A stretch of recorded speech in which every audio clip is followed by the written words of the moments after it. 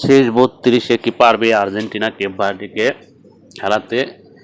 এদিকে মেসি প্রস্তুতি আছে নকআউট প্রথম ম্যাচেই আপনার কেপ ভার্দের গোলরক্ষক লিডার ৩ জনেই আছে।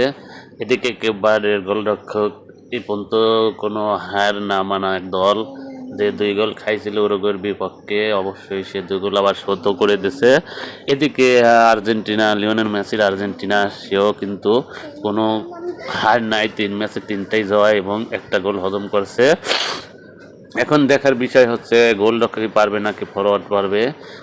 গোলরক্ষক যেহেতু স্পেনকে রুখে দিয়েছে, এদিকে মেসিও খুব ফর্মে আছে, যাকে আটকানো খুব কঠিন। সে যে কোনো জায়গা থেকে, যে কোনো বক্সে থেকে, বক্সের বাইরে হোক আর পেনাল্টি বক্সের মধ্যে যে কোনো জায়গা থেকে সে গোল দিতে সক্ষম।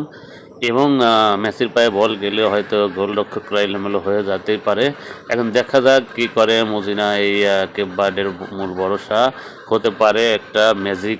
কেপ ভার্দে কি পারবে রুখে দিতে আর্জেন্টিনাকে, নাকি মেসি বুঝিয়ে দিবে যে ওয়ার্ল্ড কাপের দিকে নজর দিলে অবশ্যই আর্জেন্টিনা এবং মেসিকে মনে রাখতে হবে, মনে করতে হবে।